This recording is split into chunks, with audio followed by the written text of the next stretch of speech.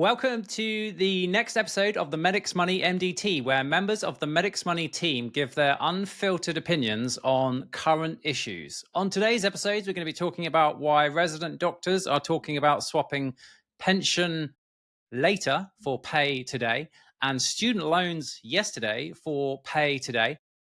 We're also about to see just how much those private ophthalmologists are making as we reveal changes to the way that documents for limited companies are filed in this country. And if you have a limited company and you don't want everyone to see what you're earning, you need to listen to that segment.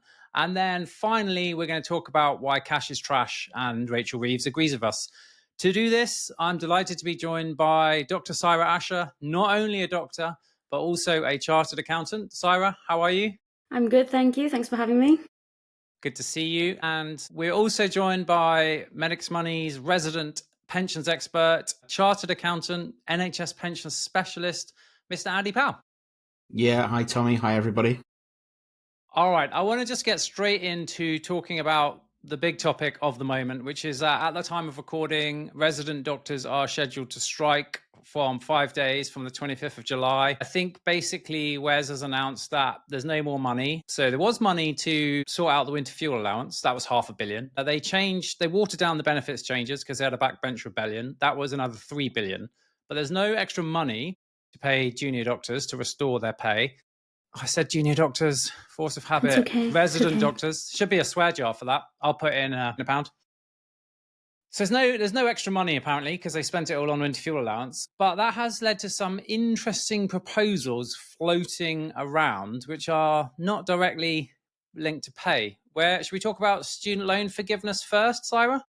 Yeah, so I think the proposal was that some of the past student loan would be forgiven rather than increasing our pay, which should then increase our pay because we're not paying the 9% graduate tax that we would be normally. There's some major questions being raised of where is that money going to come from? The interest that they make from the student loans is quite significant. I know it's kind of intangible, but the amount that doctors pay back is going to be significantly more than they've borrowed. So that does actually generate quite a bit of revenue. So I'm a bit confused as to suddenly where's that money come from? Yeah, I mean, it seems like, we know that the Department of Health and maybe even Wes Streeting himself listens to the Medics Money podcast. I can't tell you how we know that, but we know.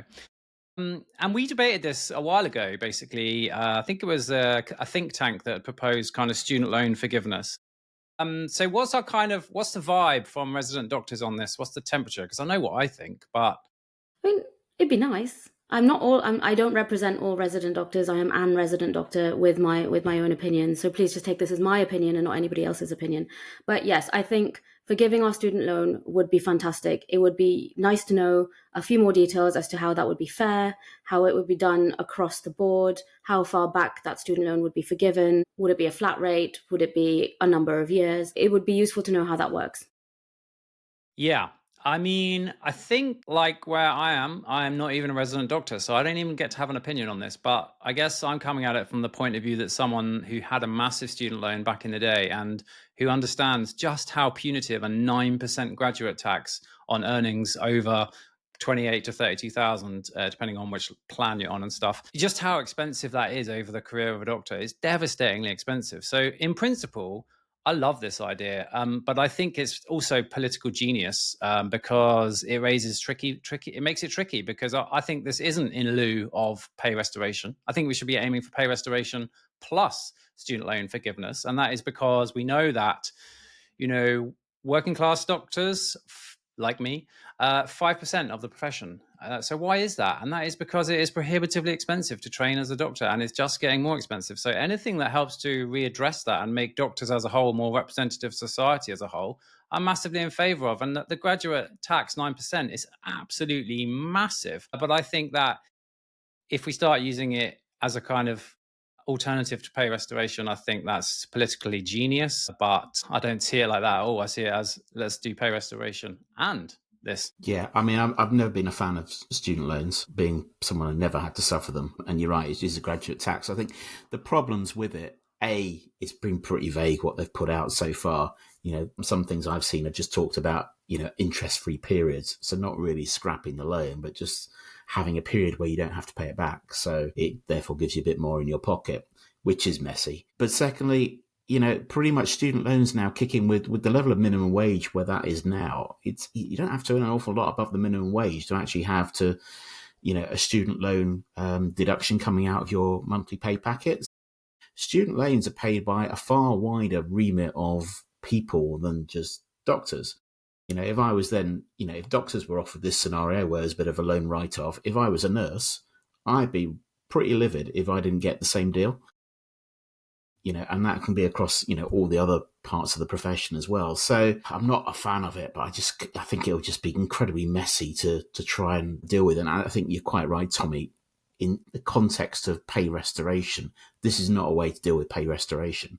It's a way to deal with recruitment and retaining and getting good people into the health service, but not one of pay restoration. Yeah, definitely. I just think, it's politically very smart because it looks like you are looking to negotiate and it seems like a reasonable thing. It's very, very light on detail. Loads of people as well demonstrating in the mainstream media that they have no idea how student loans work. Student loans are completely different from normal loans. So I saw a proposal where someone said, let's just pay off 50,000 of the debt and that'll be fair. Well, if you understand how student loans work, you would understand that you could pay off £50,000 of your debt and your repayments wouldn't change at all, because a student loan is not like a normal loan. I'm stealing Cyrus' thunder here. I don't want to go over that again, but it's really important to understand that a student loan is not like a normal loan. And if you overpaid by £50,000, it may not reduce the total amount that you owe.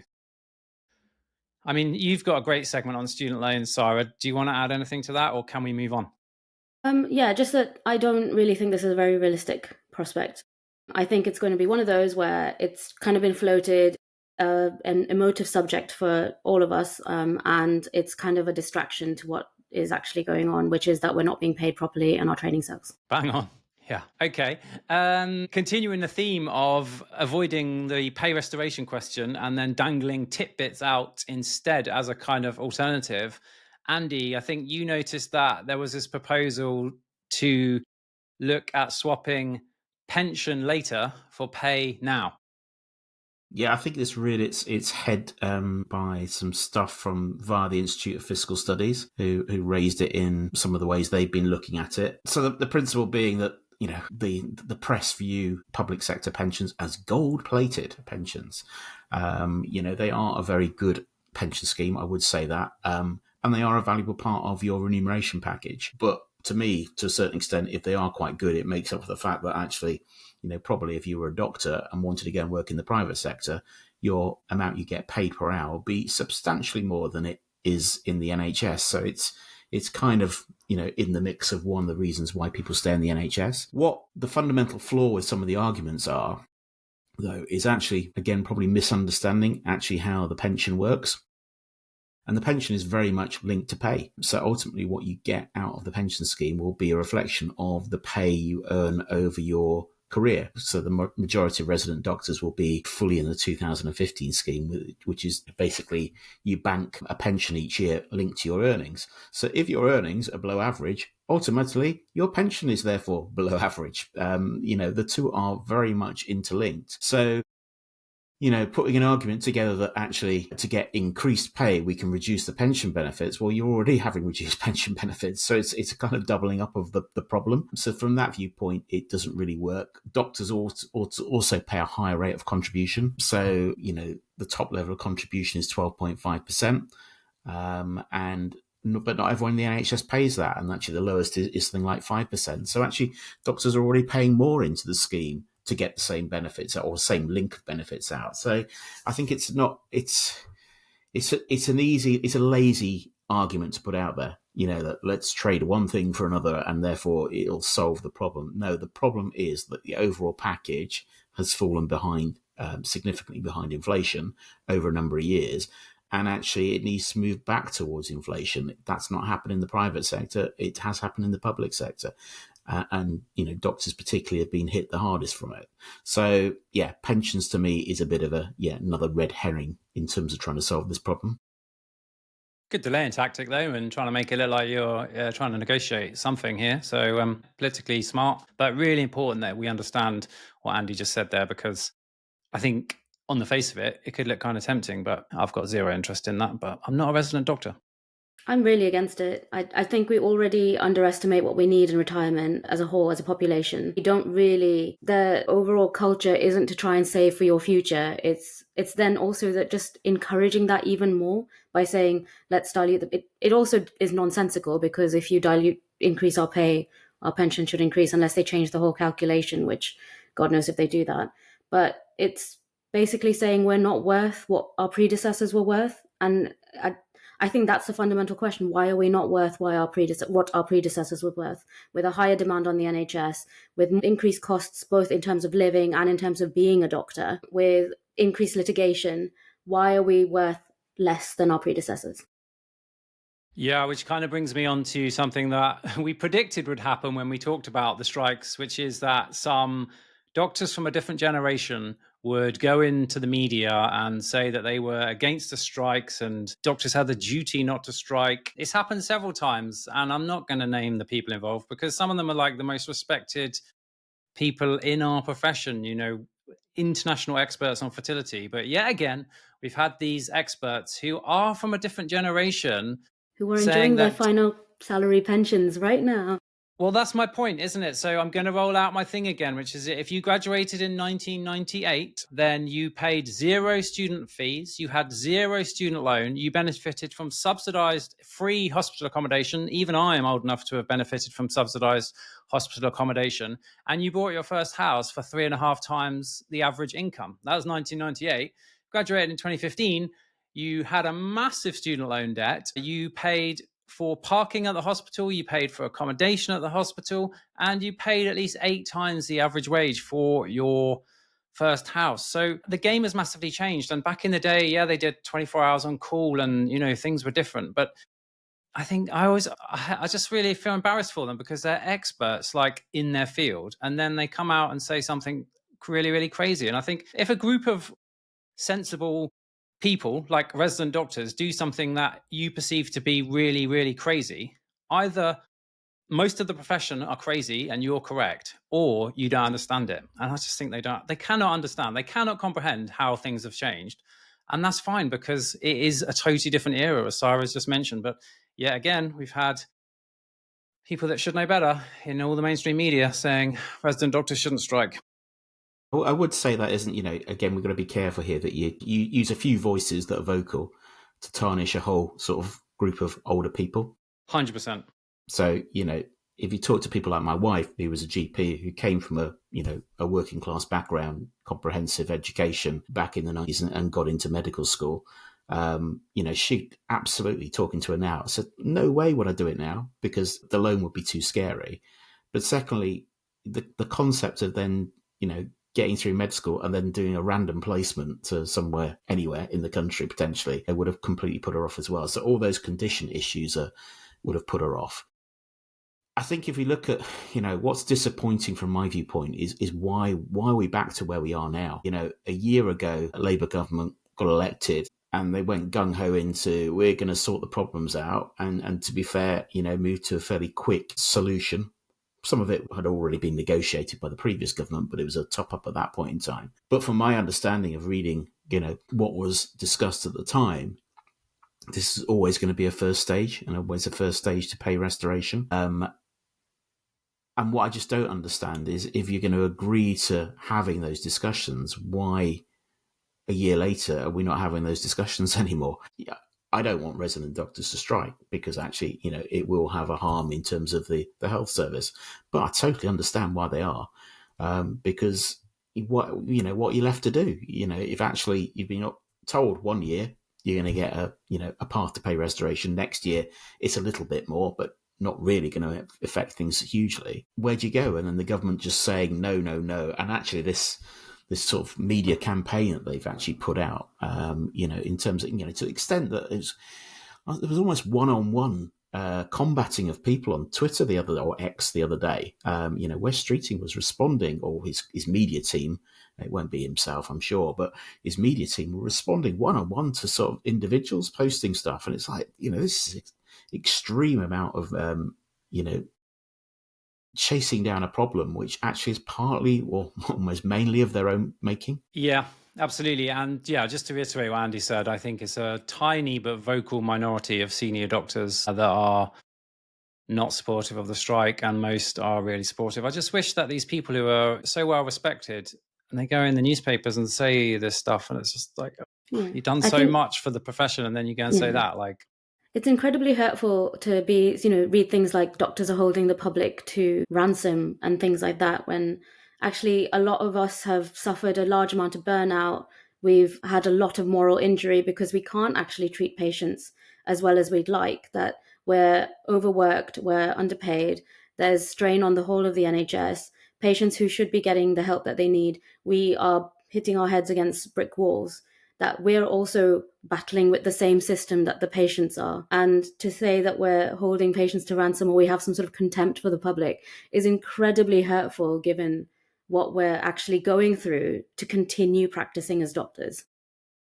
yeah, as said, I'm no longer a resident doctor, but to understand why today's resident doctors might feel like they were, I think my generation, you've learned from the mistakes that my generation made, because I became a doctor in 2000. Every single pay restoration graph starts from 2008, because that's when it started going down in real terms. And for years, we just looked at the DDRB. They accepted their proposals. Another little, tomorrow we'll give you a pay rise, but we can't afford it today because we had to bail out the banks. And, another excuse after excuse after excuse. And I think your generation, Sarah, has looked at what my generation did, which was essentially suck it up and just wait for jam tomorrow because, we've got to bail out the banks. There's a financial crisis or whatever. And you're just not going to repeat those same mistakes. So I think that helps to put it in context, because I understand why. I get it completely. And it's my generation, that 08 to 16, 17, 18 generation of training, where we just, nothing happened except savage real terms pay cuts. Shall we move on to talk about, right, so about 2 years ago, I said to Ed, right, mate, what do you want to talk about on the podcast? Like, let's do something really interesting, really, really good. He's like, I want to talk about the Economic Crime and Transparency Bill, which is going through Parliament now. And I'm like, okay, cool. Like, sounds really interesting. Pitch it to me. But actually, it is kind of interesting. And in true Ed style, 2 years later, he's probably going to get to say, I told you so, because this has gotten way more interesting than the title, right? Because Andy, you sent this around the other day on the group chat, but tell us about it and why some doctors should be super interested in this.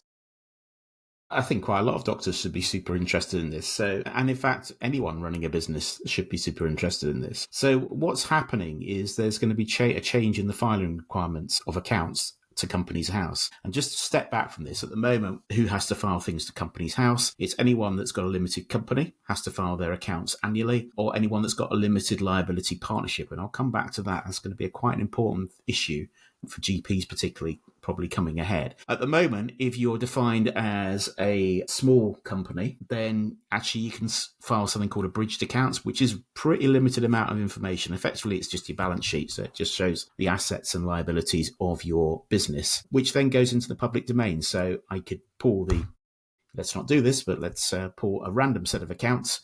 I was going to say a certain set of accounts there, but I'm not going to say that. Have a look at that, and it will give you just the balance sheet. It won't give you the profit and loss account. Larger companies always had to file a profit and loss account. What's going to change from the 1st of April 2027, basically for accounting periods moving forward from there, small companies, every company is now going to have to file its profit and loss account, and that will be available in the public domain. Okay, so we will now be able to see for every company and every limited liability partnership the total income they've earned, all the expenses they've earned, and therefore, by definition, the profit they've retained in their business, which essentially is the profit that goes to the business owners. So if you're running a company, then in future, people are going to have a good idea of what you actually earned personally. Because if it's owned by you personally, then they'll be able to see through this. But equally, as I said, this applies to limited liability partnerships. And the reason why I mentioned that is, in general practice, GP practices, particularly in England, have not been able to use limited liability partnerships as a way of trading their sort of GMS contract. And there is a lot of talk about bringing that in, essentially with a 10-year plan, potential extra risk with contracts, and actually I've seen time and time again, a lot of interest in limited liability partnerships coming in. So I would imagine in the next iteration of the GP contract, when it's finally negotiated, we will see limited liability partnerships being an option for general practice, which is actually, a really useful thing. And Sarah and I recorded a podcast on this last year, which we'll perhaps put in the show notes or the link to that, of all the pros and cons. But if you are then that GP partnership that's going to move to a limited liability partnership, one of the major downsides is you're going to suddenly have your full accounts, full earnings being totally visible externally. So that's going to be quite interesting for some people who won't necessarily want that in their communities. So, I think it's good in some respects. I think knowing actually what's behind companies is quite useful.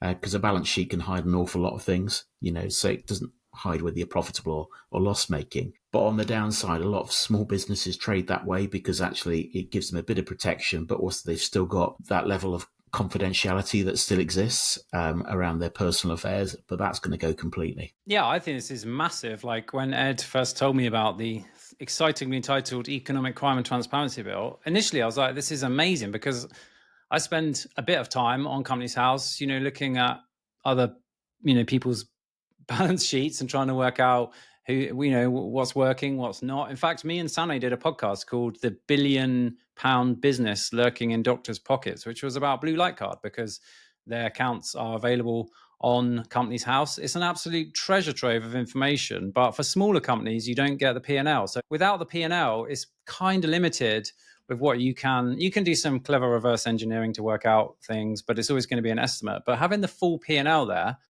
is basically, full transparency, which initially I thought was genius. But now I'm just thinking, actually, if you're a small company and imagine you've only got one big customer and then they see your P&L and work out that they're your one big customer, and suddenly they're just going to be in a huge position to exert leverage on you and say, look, we know that 95% of your income comes from us, so we want a 25% discount or something. I don't know. I'm not sure they thought this one through thoroughly. Like I initially hadn't, but now I've thought it through. I'm thinking, is this a good idea? Andy, I have a question, and this is totally from from a corner of ignorance. Why is hiding your P&L so important?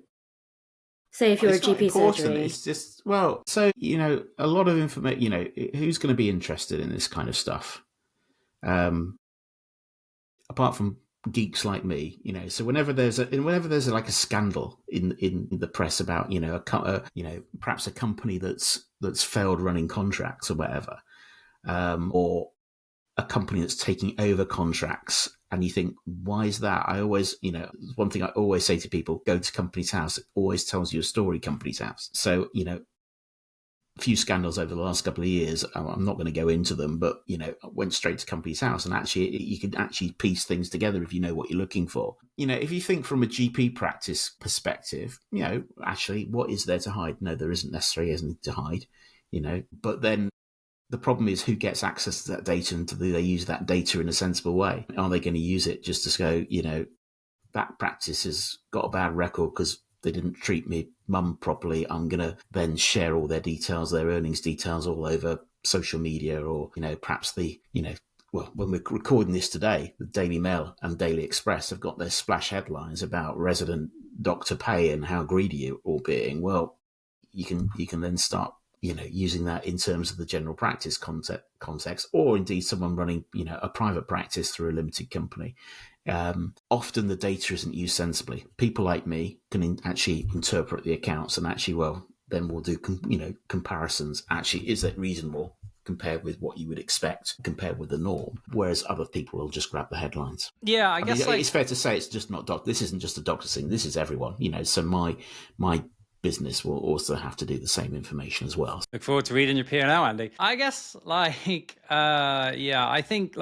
as part of due diligence of NX Money, if we're going to work with somebody or whatever, we have a look on Companies House. And at the moment, with the benefit of Ed and Andy's expertise, we can kind of reverse out the numbers and say, okay, this looks credible or this looks like a red flag. But if you're not expert, then you don't have that. I mean, this is going to give everyone the ability to do that. I think that it's like the Warren Buffett quote, isn't it? You only find out who's swimming naked when the tide goes out. Well, we're about to find out who's swimming naked, right? And I think that's probably a good thing. There is a investment platform in this country, aggressively marketing at the moment, whose current P&L is in a massive loss, like huge. And so most people, when choosing an investment platform, probably aren't going to go into the level of detail to have a look at Companies House. I did.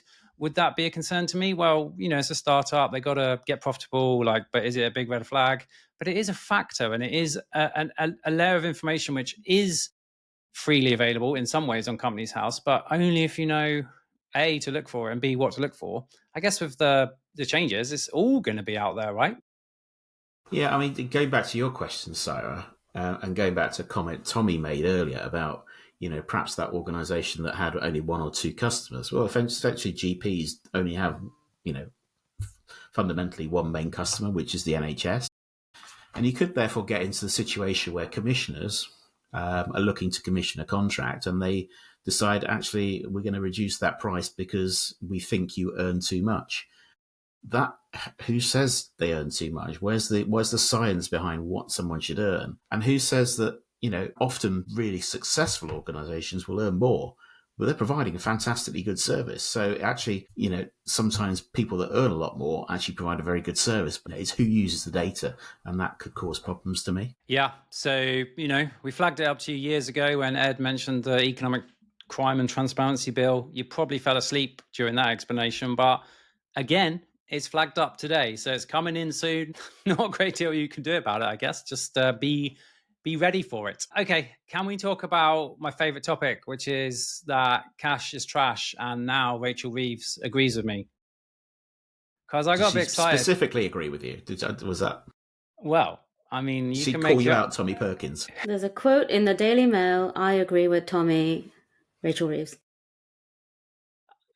I guess before we start this, and this is going to link back to what I'm going to say in a minute, but we should put the disclaimer in that this is not investment advice. The value of investments can rise and fall. You may get back less than you invested, and you should consult a regulated financial advisor, right? But essentially, and that's just going to link back to something. Essentially, Rachel Reeves said she was going to abolish cash ISAs. Okay. And the reason that she gave was that too many people have money sat in cash ISAs where it's, losing value to inflation every single day. And she wanted to encourage investing. So initial plan was to abolish cash ISAs. But then essentially, like all great plans, it seems that this government had, it gets watered down a bit because building society said, well, that's how our business works. We get people to deposit money with us and we pay them 2%, and then we loan it back out to them as a mortgage at 5%. So that's our business model gone up in smoke if you do that. And so now it's been watered down and they're just going to do some kind of investing education. But I thought it would be another good opportunity for me to bang my cash is trash drum, but with a bit of detail, to think about like what has prompted Rachel Reeves to do this. Okay, so I said cash in the bank historically loses value, okay, because of inflation. And it's such a hard concept to get your head around because, cash in the bank is safe, right? It's in the bank and you can put £10 in today. And at any point you can go back and get that £10 back out anytime you want. That feels kind of safe. But if you actually understand the numbers and you understand the effect of inflation, then you'll realize that cash in the bank is historically been a terrible investment, which is why Rachel Reeves is paraphrasing me and saying cash is trash. Let's abolish cash ISAs. So I'm going to show my favorite graph, which is just a graph which shows that if you put £10,000 in a nice, safe bank account in 1998, by 2022, adjusted for inflation, that cash will be worth just £7,500. Okay, so less than you put in. Okay, if instead in 1998 you followed Rachel Reeves's advice, not my advice, it's on Rachel, and instead of putting that money in the bank, you invested in a globally diversified stock market index and did nothing. Yeah, no selling, no buying and trading, no wearing red braces, no reading Financial Times. You just whacked in 10 grand and did absolutely nothing.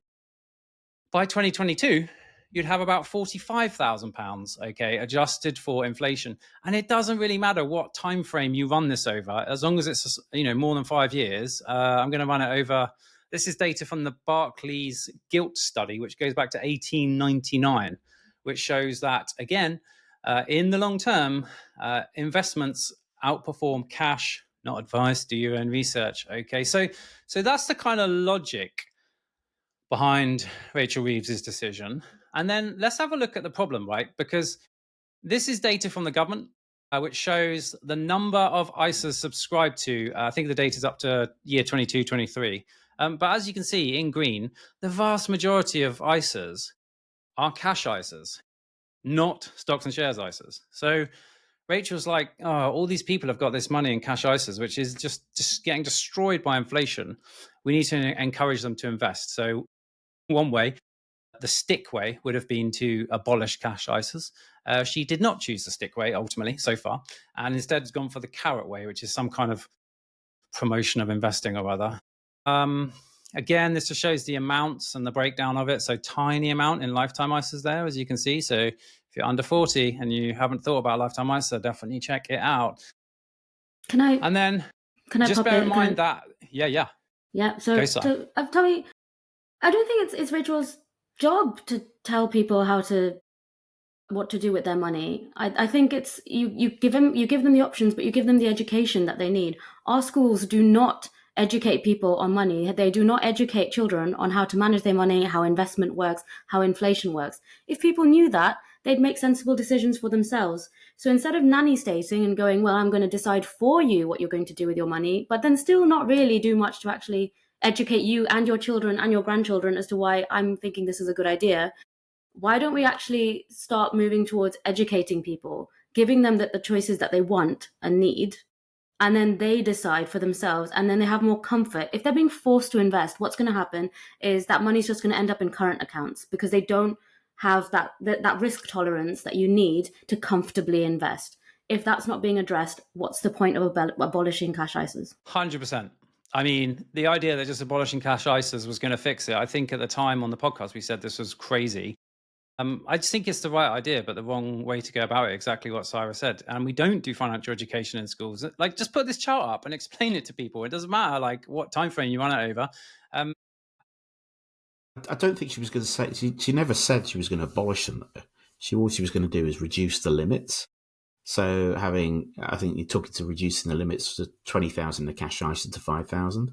So a lot of people use cash ISAs just for a little bit of, tax-free interest. It don't have sizable amounts invested, and they haven't got the kind of income to kind of do persistent investments. So you can see, I can see why people use cash ISAs. I can, but I just think that we need to just do the education piece that Sarah talked about, Oh, yeah, I 100% agree with that. In terms of why is she doing it, I agree it's not her job, but what her job is to get growth going in this country. And I think basically she thinks if we can get more people investing in the stock market, they might invest in the UK stock market, and that might generate growth and stop the rot of companies delisting from the FTSE and going elsewhere. I can't remember which company it delisted recently, but it was another absolutely massive company that's leaving the UK stock market because it's not as attractive as elsewhere. So yeah, I think people aren't investing in the UK because it's not really serving them. I think forcing them to invest in the UK, they're just going to lose money because nothing's actually addressing the reason for why the UK is a poor investment. Yeah, and that's going to bring me on to my next kind of point, which is that, okay, we're forcing everyone to invest, but without education, it'll go wrong. How do we know that? Because there's something called the Dalbar study, which is a study based on investor behavior, which basically shows that most retail investors like us, who are doing it ourselves, lose money. And that's because we make mistakes. When another war breaks out or another crazy leader in control of a world superpower does something crazy, we panic and we sell and we don't understand the theory of investing. And therefore, we lose money, and then we just think, oh, well, cash is safer, I'm going back to it. But with a little bit of education and a bit of evidence-based investing, as we call it, which is, when we're making decisions for our patients about what's best, we don't just guess. Okay, we use evidence-based medicine. When you're investing, this is your money. You don't want to just guess. Use evidence-based investing. I just showed you one of many charts of evidence-based investing, which shows the returns of cash versus stocks and shares historically over time. And I think the other thing is, let's get rid of some regulation. Like, I had to read out the disclaimer because we're talking about investing, but actually what the disclaimer should say that, if you have more than 5 years to invest, historically speaking, you would be very, very hard pressed to lose money if you were to put that into a globally diversified investment portfolio. Whereas if you were to put that money in the cash in the bank, you are almost guaranteed to lose money thanks to inflation. But that's not what you say. You have to say that investing is risky and it's really risky. You might not get your money back, but actually not investing is risky. So it shouldn't be the message that investing is risky. Not investing is risky. I'm going on a rant. But I guess the reason I'm going on the rant is that I'm not going over my rags to riches story again, but when I was broke and in all kinds of debt, I had the choice of saving money in the bank or going crazy risky and doing investing. Okay. And if I'd just saved money in the bank, that money today would have been worth less than when I put it in real terms. Luckily, I didn't take that option and I started investing. And I just, all of the warnings and risk profiling and all of that, the hurdles that you have to jump to investing. Luckily, I jumped through all of those and I was forced to because I was flat broke. But if I hadn't have done that right now, I'd be not in a good position. So I just want as many other people to have that same realization that I had and at least consider it. And like I said, it shouldn't say, investing is risky. It should say not investing is risky. I think there should be a Bluey episode about investing because both parents and children will get that. I watch Bluey. And so if we can start there. Right. I'm going to ask you that question in a couple of years when you change your mind at that point in time, Sarah. What? Having watched endless amounts of children's TV. I love Bluey. You won't do. But that's a side issue.